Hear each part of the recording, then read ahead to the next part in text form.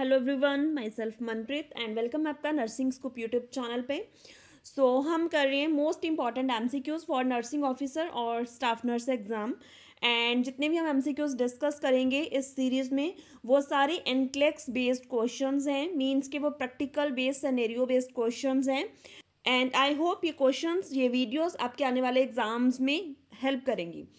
आपने वीडियो को एंड तक देखना है एंड अगर at the end of the video आपको कंटेंट अच्छा लगे देन आप मेरी सपोर्ट के लिए कंटेंट को वीडियोस को ज़्यादा से ज़्यादा शेयर कर सकते हो एंड आप अपनी फीडबैक भी कमेंट सेक्शन में प्रोवाइड कर सकते हो एंड एक लाइक का बटन प्रेस कर सकते हो। चलो स्टार्ट करते हैं। इसी के साथ ही आज की वीडियो का first question.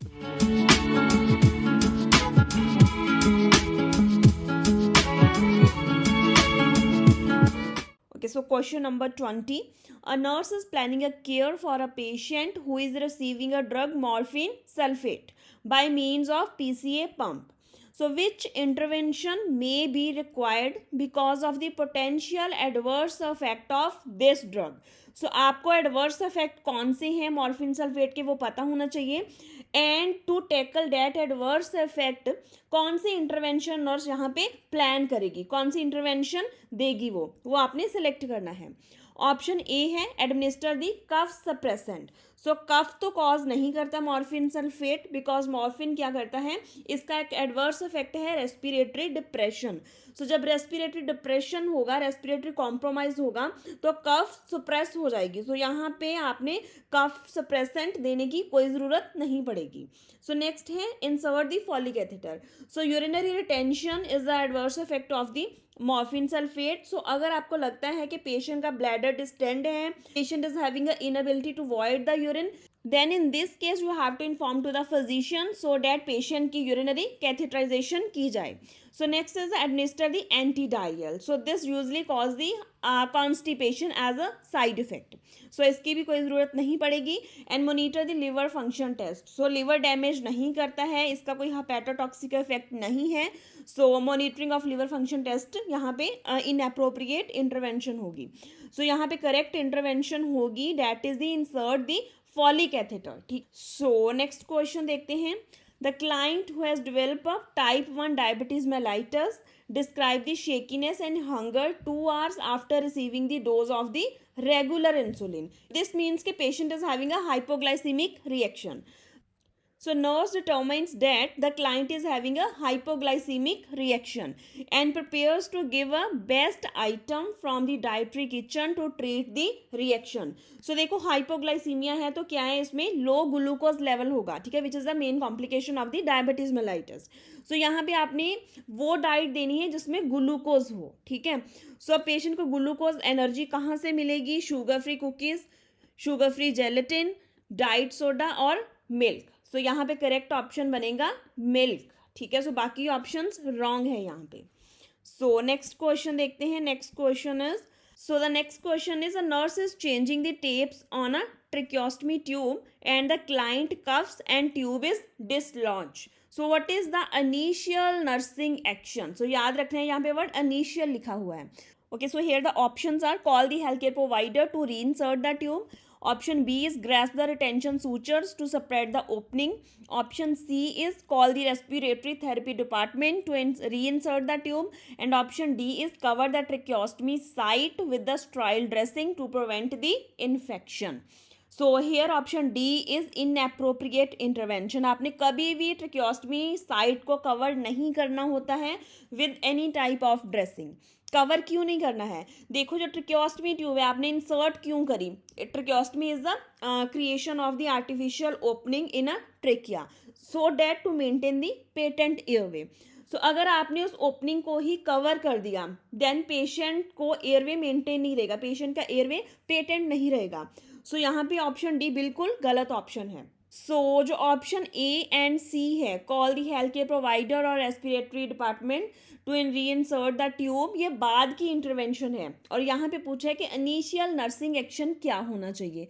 The initial nursing action होना चाहिए grasp the retention sutures to separate the opening to maintain the patent airway. Here the right option is option B. Next question देखते हैं। Next question is A nurse is caring for a hospitalized client with the diagnosis of the heart failure. So the patient suddenly reports the shortness of breath and dyspnea. So the nurse should take which immediate action? So the options are call the healthcare provider. Option B is administer the oxygen to the client. Option C is elevate the head of the client bed. And option D is prepare to administer the furosemide. सो फ्रोसामाइड यहाँ पे कहीं पे भी mention नहीं है कि patient is developing the pulmonary oedema. अगर pulmonary oedema develop हुआ होता देन ये इंटरवेंशन में भी करेक्ट हो सकती थी, बट यहाँ पे ऐसा कुछ नहीं है. सो ऑप्शन डी यहाँ पे इनकरेक्ट हो गया. एंड जो इमीडिएट बनेगी, इमीडिएट एक्शन होगा that is to elevate the head end of the bed. देखो मैंने पहले भी आपको वीडियोस में बताया है कि अगर पेशेंट को कोई भी रेस्पिरेटरी और कार्डियोवैस्कुलर प्रॉब्लम है and patient is developing the dyspnea, then firstly you have to provide the Fowler position to the patient.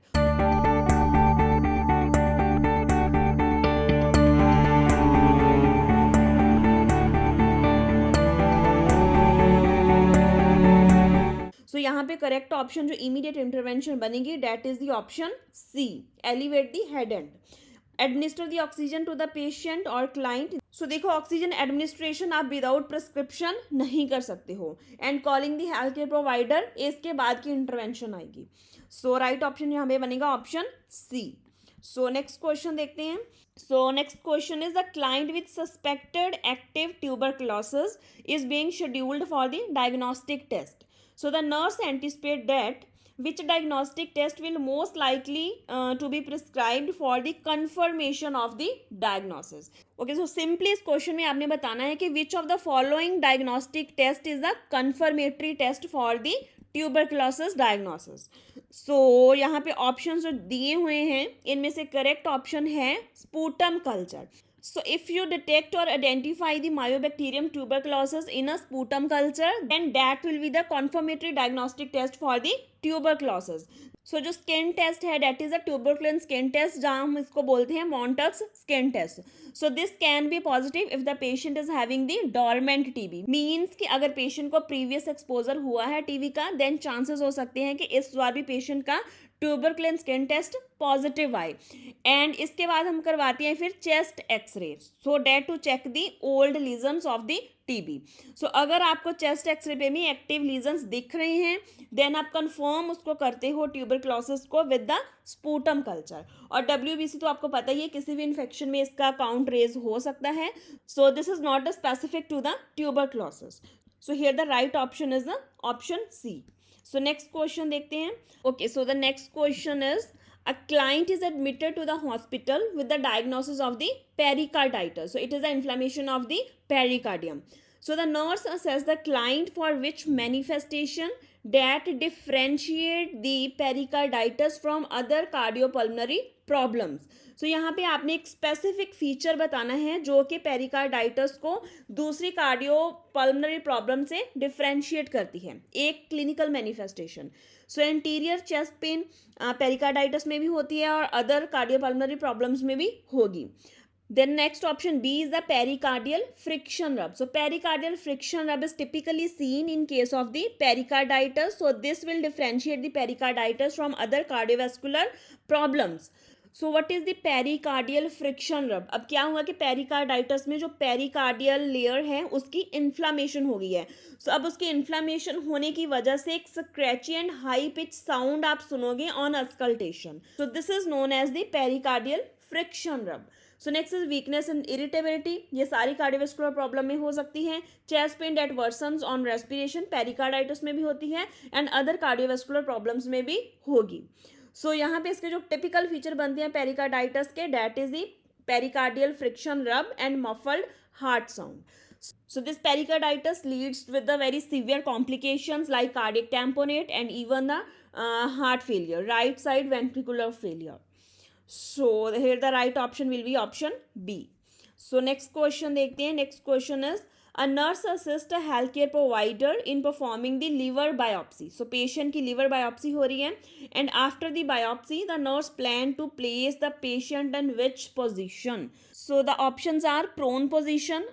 So sorry for the mistake here. Here the option should be the supine position. Prone position हो गया, spine position हो गया, then left side lying position with a small pillow और a folded towel under the puncture side, and option D is right side lying position with a small pillow और a folded towel under the puncture side. Okay, so देखो यहाँ पे आपको पता होना चाहिए कि आफ्टर द लिवर बायोप्सी एक कॉमन प्रॉब्लम होती है bleeding from the puncture site. So यहाँ पे आपको पता ये भी होना चाहिए कि जो लिवर है इसकी लोकेशन कहाँ पे होती है, it is on the right side. ठीक है, सो आपने पेशेंट को यहाँ पे देनी है राइट साइड लाइन पोजीशन। ठीक है, क्यों देनी है पेशेंट को आपने right side lying position? So that के जो लिवर पे जहाँ पे हमने पंक्चर करा है वहाँ पे ब्लीडिंग होने के चांसेस मिनिमाइज हो जाएं। ठीक, सो with this moving towards the next question. So next question is, a nurse is providing the dietary instructions to the client who is immobile and experiencing the frequent episodes of the constipation. So the client complains that the constipation is uncomfortable. So the nurse should told the client which food item would be most helpful to include in the diet. Means कि to treat the constipation इनमें से कौन सी diet helpful रहेगी. सो यहाँ पे condition क्या है, constipation, and constipation में कॉन्स्टिपेशन को ठीक करने के लिए आपने प्रोवाइड करनी होती है फाइबर रिच डाइट. सो अब आपने देखना है कि इन फूड आइटम में से फाइबर किस में ज़्यादा है. पास्ता में फाइबर होता है? नहीं. कैबेज तो वैसे ही गैस फॉर्मिंग फूड है, सो ये रॉन्ग ऑप्शन हो जाएगा. देन वाइट ब्रेड, इसमें कोई फाइबर नहीं होता. होल ग्रेन ब्रेड, सो यहाँ पे ग्रेन ब्रेड आ गई, होल ग्रेन ब्रेड, सो इसमें फाइबर होगा.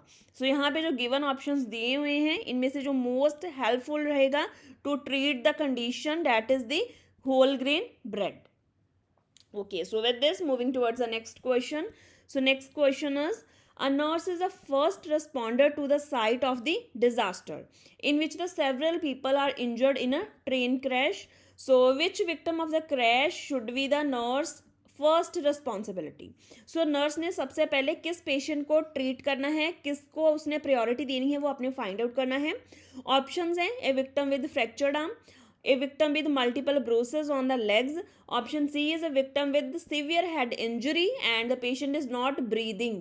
And option D is a client with the upper leg injury who is bleeding profusely. So जब भी ऐसी कोई कंडीशन डिजास्टर वाली आती है, so nurse should give the priority to the client who is needing the urgent treatment, whose condition is the life threatening. So यहाँ पे life threatening condition किसकी है? फ्रैक्चर्ड आर्म तो कोई लाइफ थ्रेटनिंग कंडीशन नहीं है.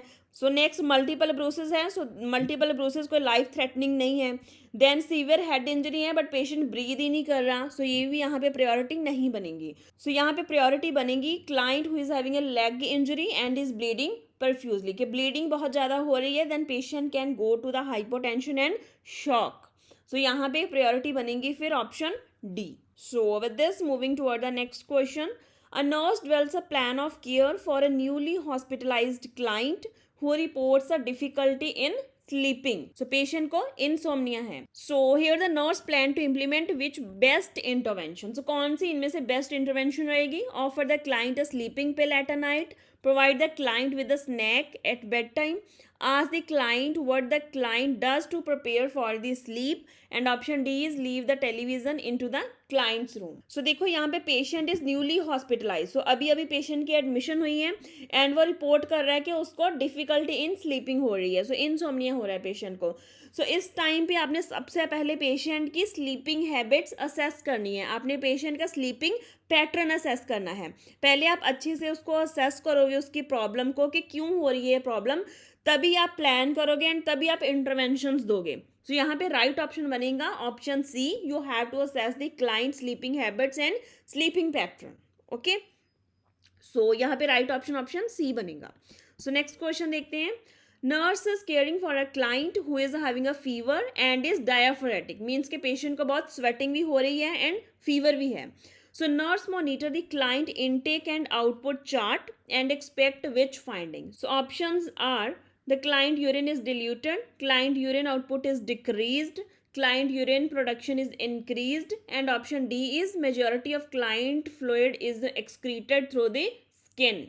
Okay, so in this question it is clearly stated that the client is diaphoretic, means के patient को sweating हो रही है. So insensible fluid loss तो है यहाँ पे, but अब ऐसा नहीं कह सकती हो कि majority जो patient का fluid है वो loss हो रहा है through the skin. So यहाँ पे majority of the client fluid is not excreted through the skin. हाँ, आप ऐसा बोल सकते हो कि some part of fluid is excreted through the skin. Insensible fluid loss हो रहा है through the skin.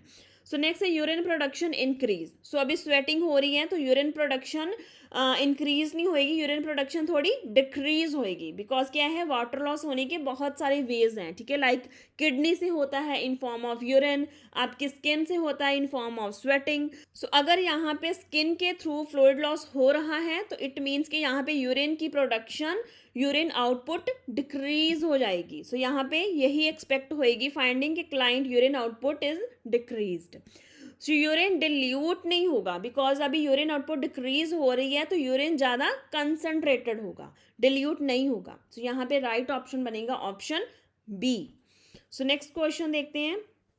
Next question is a nurse provide the instructions to the female client regarding the procedure for collecting the midstream urine sample. So midstream urine sample collect करना है and nurse should tell the client to perform which action. So क्या patient ने action perform करना है.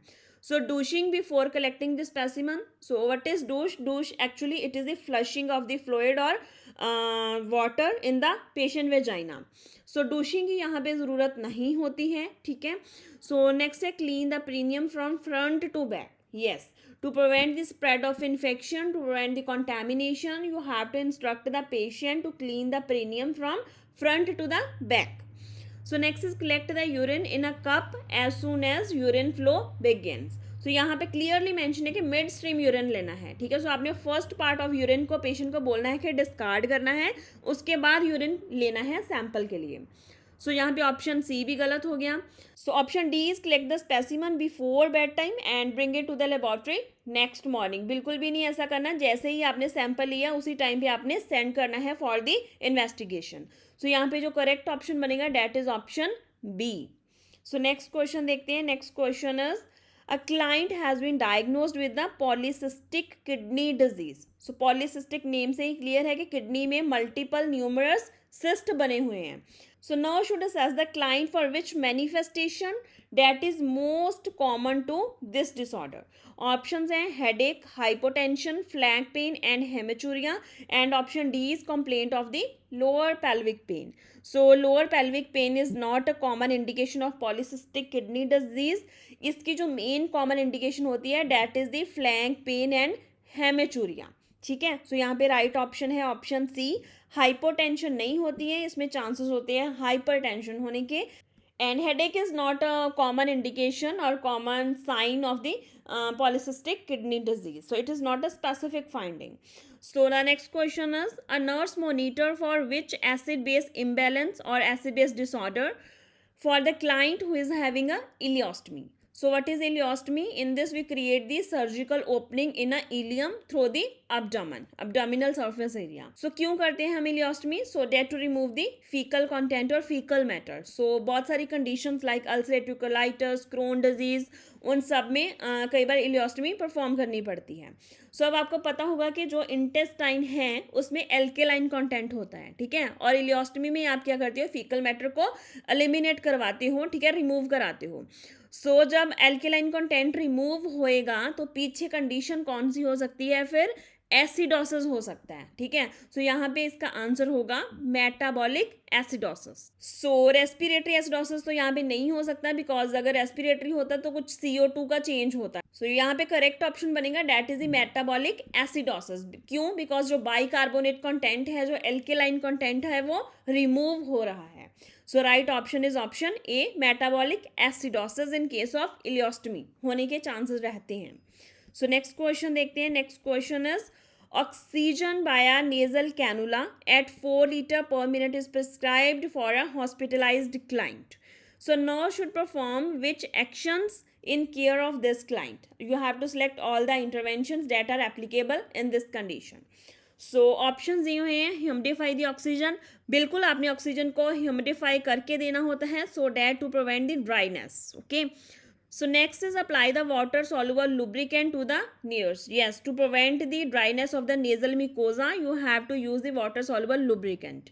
So next is instruct the patient to breathe through the nose only. So यहाँ पे only word ने इस intervention को wrong कर दिया. So यहाँ पे option C गलत हो गया.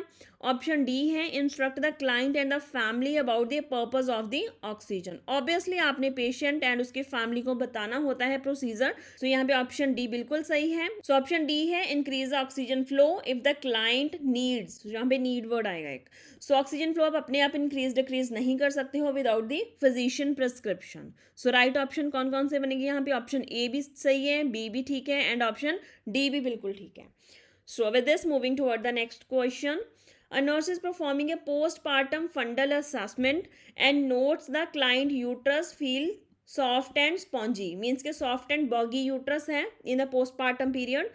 So which nursing actions are most appropriate initially? So initial nursing actions इनमें से कौन से appropriate हैं?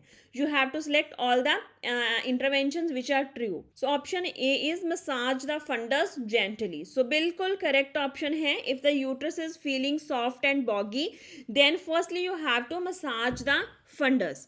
So next is notify the health care provider. So यहाँ पे लिखा हुआ है क्वेश्चन में कि इनिशियल इंटरवेंशन कौन सी होनी चाहिए. सो अगर आपको यूट्रस सॉफ्ट एंड बॉगी लग रही है देन फर्स्टली आपने कुछ इंटरवेंशंस करनी होती हैं. अगर उसके बाद पेशेंट का रिस्पॉन्स सही नहीं आता है then you have to notify और inform the health care provider. So immediate intervention कभी भी नहीं होती है. So next is encourage the mother to ambulate. क्यों करने के लिए कहोगे आप उसको ambulate? So this can worsen the condition. Option D is observe for the increase vaginal bleeding and clot. बिल्कुल सही है. मसाज करनी है और उसके साथ आपने ऑब्जर्व करना है फॉर दी विजाइनल ब्लीडिंग और clots. And option E is document the फंडल position consistency and height. ऐसे ही तो आप पेशेंट का रिस्पॉन्स चेक करोगे ना. सो इस क्वेश्चन में ऑप्शन ए, डी एंड ई बिल्कुल सही इंटरवेंशन है एंड ऑप्शन बी एंड सी यहाँ पे करेक्ट ऑप्शन नहीं बनेंगे. So next question देखते हैं. So next question is a nurse is caring for a client with diagnosis of the rheumatoid arthritis who is receiving the aspirin. ठीक है. So patient is on aspirin and nurse recognize which finding as adverse effect related to this medication. So options are tinnitus, joint pain, urinary retention and difficulty in voiding. So जो aspirin है this actually relieve the joint pain. ठीक है. सो joint pain करेगा नहीं, ये joint pain को relieve करेगा. So next is tinnitus. So tinnitus is the adverse effect of the aspirin. Tinnitus is a ringing in the ear. And option C is urinary retention and difficulty in voiding. So it is not a adverse effect of the aspirin. So the right option is the option A, tinnitus. Okay, so with this moving toward the next question. A nurse is providing the instructions to the client about the lithium carbonate that has been prescribed for the acute mania. ठीक है. So mood stabilizer agent होता है lithium carbonate and the nurse should provide which information to the client. Food that contains salt needed to be avoided. So बहुत बार मैंने पहले भी बताया है कि जब पेशेंट लिथियम पे होता है तो आपने सॉल्ट को अवॉइड करने के लिए इंस्ट्रक्ट नहीं करना है. सॉल्ट इनटेक इनफैक्ट नॉर्मल होना चाहिए when the patient is on lithium therapy. So next is a medication blood level need to be checked yearly. So नहीं, ऐसा नहीं है. When the patient is on lithium therapy every 1 to 2 month और 2 to 3 months बाद आपने level check करने होते हैं लिथियम के because of the lithium toxicity. So यहाँ पे ये ऑप्शन भी गलत हो गया. So option C is vomiting and diarrhea are the expected effects of the medication. बिल्कुल भी नहीं. Vomiting, diarrhea, blurred vision, then tremors, all these are the indications of the lithium toxicity. So these vomiting and diarrhea are not the expected effect. And blurred vision need to be reported to the health care provider. So जैसा कि अभी हमने discuss करा कि nausea, vomiting, diarrhea, blurred vision, muscle twitching, tremors, all these are the signs of the lithium toxicity. So you have to report these signs to the healthcare provider or to the physician. Okay, so with this moving towards the last question of today's video. And ये patient है 14 year old एंड उसको prescribe करी गई है allopurinol. So allopurinol is a drug which is use to treat the gout condition और gout disease. So the nurse provide instructions to the client about this medication and the nurse should tell the client this medication has been prescribed to perform which therapeutic action. So gout सो एलोपेरिनोल हम क्यों देते हैं, क्या इसका action है, वो आपने बताना है. सो ऑप्शंस हैं relieve pain, maintain the dilute urine, option C is reduce the uric acid level in a body, and option D is reduce the need to consume the large amount of fluid. So जो allopurinol होती है इसका main action होता है to decrease the uric acid level in a body. So यहाँ पे right option बनेगा इसका option C. And when the patient is on allopurinol, then you have to instruct the patient to increase the amount of the fluid. So fluid intake ज़्यादा करना होता है so that your uric acid है वो body से ज़्यादा eliminate हो. ठीक है. So यहाँ पे right option बनेगा option C. Okay so that's all about the today's video. And अगर आपको वीडियो अच्छी लगी देन मेरी सपोर्ट के लिए वीडियो को लाइक कर सकते हो, शेयर कर सकते हो, एंड आप अपनी फीडबैक कमेंट सेक्शन में प्रोवाइड कर सकते हो. सो इसके साथ साथ आप हमें Telegram, Instagram and Facebook channel पे फॉलो कर सकते हो. नर्सिंग स्कूप नाम पे ही सारे पेज बने हुए हैं एंड उनके जो लिंक है आपको डिस्क्रिप्शन एंड कमेंट सेक्शन में मिल जाएंगे. सो with this I am ending this video. So will see you in the next video very soon. So stay connected with nursing scoop and thank you so much for watching.